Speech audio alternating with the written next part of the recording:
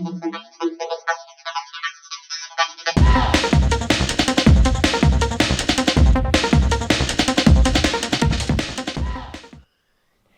Friends, welcome to নিশালদার blog.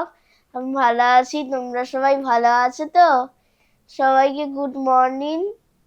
এখন বাজে 11টা। ঘুম থেকে উঠে পড়েছি, ব্রেকফাস্ট আর চা খাওয়া হয়ে গেছে। এবার লাঞ্চ হবে। কি লাঞ্চ হবে তোমাদের সঙ্গে পরে শেয়ার করব।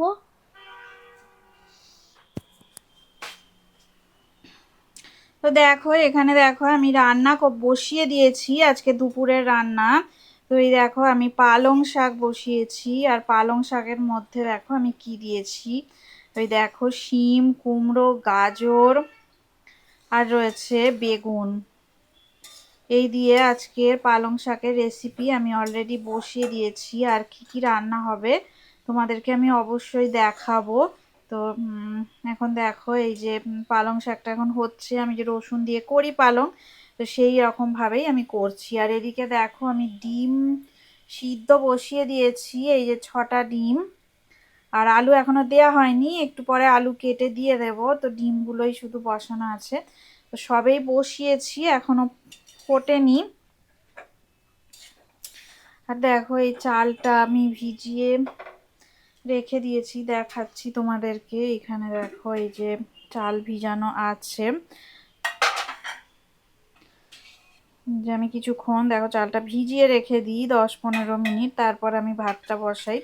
তো চাল ভিজিয়ে রেখে দিয়েছি। আর এইখানে এই দেখো বেগুন কাটা হয়ে গেছে, তো বেগুন ভাজা হবে।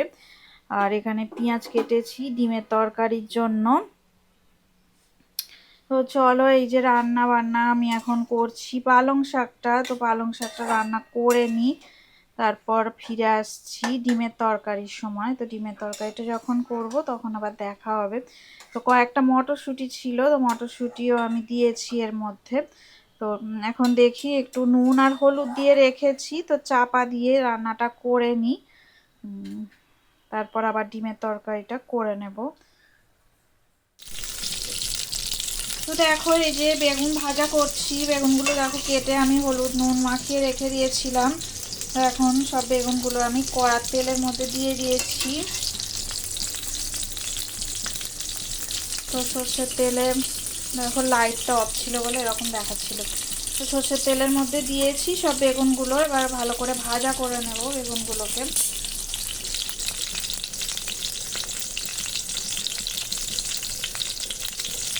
আর এদিকে এখন ভাতটা দেখো এখন বসিয়ে দিয়েছি, এই যে ভাত হচ্ছে, এখন ফুটছে। আর চলো এদিকে এক বেগুন ভাজাটা হয়ে যাক। আর দেখো পালং শাকটা হয়ে গেছে, তো রান্নাটা আমি করে এই যে নামিয়ে রেখে দিয়েছি। তো লাস্টে একদম একটুখানি চিনি দিয়েছিলাম। তো আমাদের বাড়িতে আবার একটু মিষ্টি মিষ্টি খেতেই পছন্দ করে সবাই, অল্পই দিয়েছি, বেশি দিই না আমি। তো সব সবজি দিয়ে রান্না রাখো, একদম পালং শাকটা রেডি হয়ে গেছে। আর এখানে দেখো একটুখানি ডাল বাটা রেখে দিয়েছি কাঁচা লঙ্কা ধনে পাতা দিয়ে। এই যে এটা ছোলার ডাল বাটা, তো এইটা দিয়ে আজকে ডিমের তরকারিটা করব। আর ডিমের আলুগুলো দেখো সিদ্ধ হয়ে গেছে। আর এই যে দেখো আলু সিদ্ধ হয়ে গেছে, আর এই যে ছোলার ডাল বেটে রেখে দিয়েছি, এই দিয়েই বানিয়ে নেব। আর দেখো এই যে বেগুন ভাজাটা এখন হচ্ছে, বেগুন ভাজাটা হোক। আর এইদিকে ভাতটা হচ্ছে এখন। তো চলো বেগুনটা ভাজা করে নিয়ে যখন ডিম করব তখন চলে আসছি। তো এদিকে দেখো বেগুনটা ভাজা করছিলাম, দেখো বেগুনটা ভাজা করা হয়ে গেছে, সব বেগুন ভাজাগুলো আমি তুলে নিয়েছি। আর এখানে দেখো তেলের মধ্যে, সর্ষের তেলের মধ্যে আমি দেখো ছোলার ডাল যে বেটে রেখেছিলাম তোমাদেরকে দেখালাম, তো ছোট ছোট করে বড়ির মতো করে আমি ভেজে নিচ্ছি। এইটা দিয়ে ডিমের তরকারি করব বললাম তোমাদেরকে। তো এপাশ ওপাশ করে বড়িগুলো দেখো ভাজা করে নিচ্ছি আমি, উল্টে পাল্টে সমস্ত বড়িগুলো ভাজা করে নেব। ডিমের তরকারি এইভাবে কে কে রান্না করেছো আমাকে অবশ্যই জানাবে। আমার তো খুব ভাল লাগে এইভাবে ছোলার ডাল দিয়ে বড়ি করে করে ডিমের তরকারি রান্না। তো চলো এই বড়িগুলো আমি ভাজা করে নিই, তারপরে ডিমের তরকারি যখন করছি তখন ফিরে আসছি। তো দেখো বড়াগুলো ছোটো ছোটো করে ভাজা হয়ে গেছে, এই যে আমি তুলে নিয়েছি দেখো ছোটো ছোটো করে বড়ির মতো করে। আর এদিকে দেখো ডিম ভাজা করছি, সিদ্ধ ডিমগুলো ভাজা করে নিচ্ছি। তো দেখো ডিমের তরকারির জন্য ডিম সিদ্ধগুলো ভাজা করা হয়ে গেছে। এইবারে দেখো যে দেখো আমি এখানে রেখে দিয়েছি, ডিম সিদ্ধ ভাজা হয়ে গেছে। আর এখানে দেখো আমি মশলা কষিয়ে নিচ্ছি, পেঁয়াজ, টমেটো, আদা রসুন বাটা, জিরে বাটা, কাঁচা লঙ্কা সব দেওয়া হয়ে গেছে, নুন হলুদও দিয়ে দিয়েছি। তো দেখো এবারে কষিয়ে নিচ্ছি মশলাটা। তো চলো আজকে দেখি কি কি রান্না হয়েছে, ফাইনালি তোমাদের দেখিয়ে দিয়ে। দেখো ভাত তো রেডি হয়ে গেছে, একদমই গরম গরম ভাত। আর এখানটা দেখো আমি তরকারিটা করেছিলাম, সেই ডিমের তরকারি ছোলার ডাল দিয়ে আলু দিয়ে